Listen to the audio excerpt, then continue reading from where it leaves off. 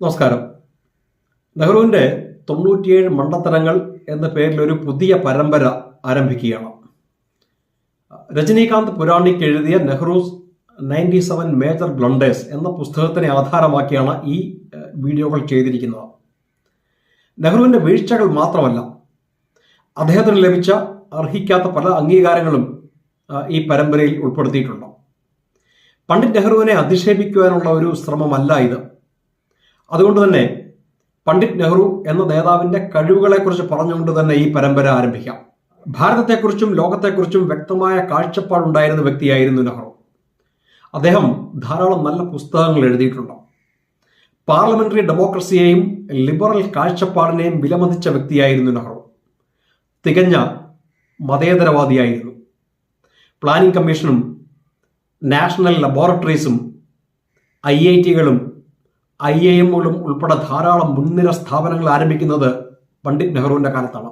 നമ്മളുടെ രാജ്യത്തേതുപോലെ ധാരാളം വൈവിധ്യങ്ങളുള്ള ഒരു രാജ്യത്ത് ആ വൈവിധ്യങ്ങളെയൊക്കെ നിലനിർത്തിക്കൊണ്ട് ജനങ്ങൾക്കിടയിൽ ഏകതാ രൂപത്തിലുള്ള നിയമനിർമ്മാണങ്ങൾ നടത്തുന്നതിൽ ഒരു വലിയ അളവോളം വിജയിച്ച നേതാവായിരുന്നു പണ്ഡിറ്റ് നെഹ്റു. കൂടാതെ ഹി വാസ് ഫിസിക്കലി ഫിറ്റ്. അദ്ദേഹം ശാരീരിക ക്ഷമത കാത്തു സൂക്ഷിച്ചിരുന്നു.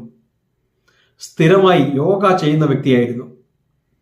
He had an unmedicated body till about 2 years before his death. മരിക്കുന്നതിന് ഏതാണ്ട് 2 കൊല്ലം മുൻപ് വരെ അദ്ദേഹം മരുന്നുകൾ ഉപയോഗിച്ചിരുന്നില്ല. നെഹ്റുവിനെ കുറിച്ച് പൊതുവെ പരാമർശിക്കുന്നത് ആധുനിക ഭാരതത്തിന് അടിത്തറ പാകിയ വ്യക്തി എന്ന നിലയിലാണ്. ഓസ്ട്രേലിയയും ജപ്പാനും ഇസ്രായേലും അടക്കം ധാരാളം രാജ്യങ്ങൾ ഭാരതത്തിനോടൊപ്പം സ്വതന്ത്രമായതോ പുതിയതായി രൂപപ്പെട്ടതോ ആണ്. ഈ രാജ്യങ്ങളിലൊക്കെ തന്നെ ആദ്യത്തെ 20 കൊല്ലത്തിനുള്ളിൽ തന്നെ വളരെ വേഗം വളർന്നു. അങ്ങനെ ഒരു റാപ്പിഡ് ഗ്രോത്ത്, ഒരു കുതിച്ചുചാട്ടം ഭാരതത്തിനുണ്ടായില്ല.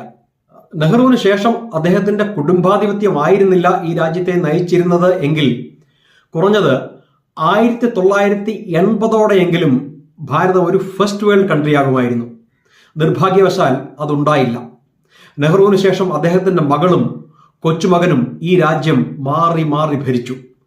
ആധുനിക ഭാരതത്തിന്റെ ഫൗണ്ടേഷൻ സ്റ്റോൺ ഇട്ടത് നെഹ്റു ആണെന്ന് പറയുമ്പോൾ രാജ്യത്തെ പട്ടിണിയുടെയും കഷ്ടപ്പാടിന്റെയും ഫൗണ്ടേഷൻ സ്റ്റോണും നെഹ്റു തന്നെ ഇട്ടതാണെന്ന് പറയേണ്ടി വരും.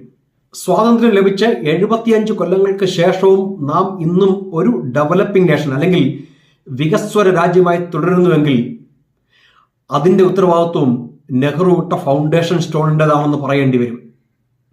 ഈ ഒരു ആമുഖത്തോടെ ആദ്യത്തെ ബ്ലണ്ടറിലേക്ക് കടക്കുന്നു. 1929-ലാണ് ജവഹർലാൽ നെഹ്റു ആദ്യമായി കോൺഗ്രസ് പ്രസിഡന്റ് ആകുന്നത്.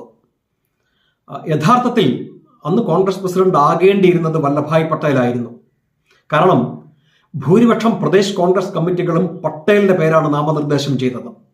എന്നിട്ടും വളരെ ജനാധിപത്യ വിരുദ്ധമായി ഗാന്ധിജി പട്ടേലിനോട് നെഹ്റുവിന് വേണ്ടി പിന്മാറുവാൻ ആവശ്യപ്പെട്ടു. 1928 കോൺഗ്രസ് നടത്തിയ വലിയൊരു സമരമായിരുന്നു ബാർഡോളി സത്യാഗ്രഹം. അത് നയിച്ചത് വല്ലഭായ് പട്ടേലായിരുന്നു. ബാർഡോളി സത്യാഗ്രഹത്തിന്റെ വിജയത്തോടെ വല്ലഭായ് പട്ടേൽ ഒരു നാഷണൽ ഹീറോ ആയി മാറി. ഗാന്ധിയൻ അഹിംസാ മാർഗത്തിലൂടെ നടത്തിയ ആദ്യ വിജയകരമായ സമരമായിരുന്നു ബാർഡോളി സത്യാഗ്രഹം. അതിനുശേഷമാണ് വല്ലഭായ് പട്ടേൽ സർദാർ വല്ലഭായ് പട്ടേൽ ആകുന്നത് തന്നെ.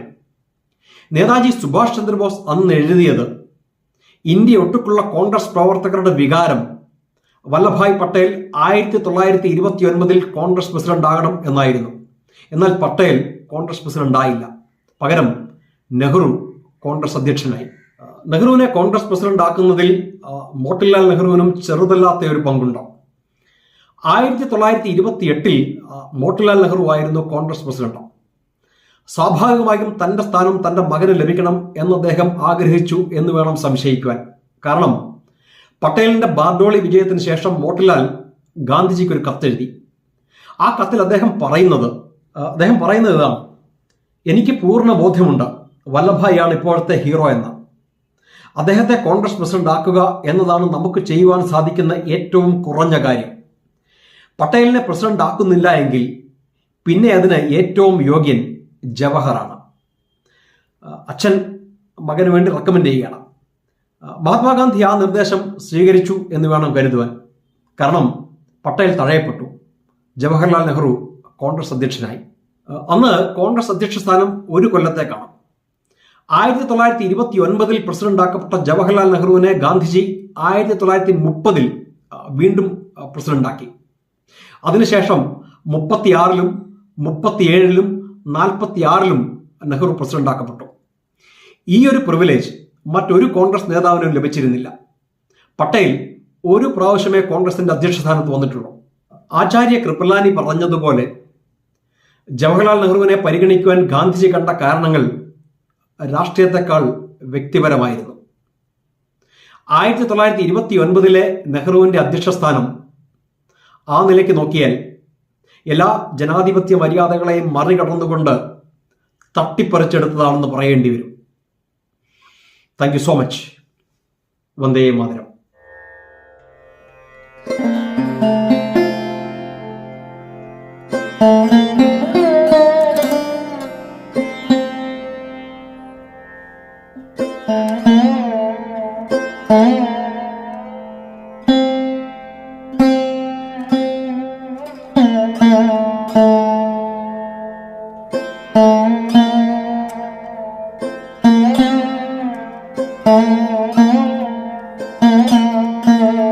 Thank you.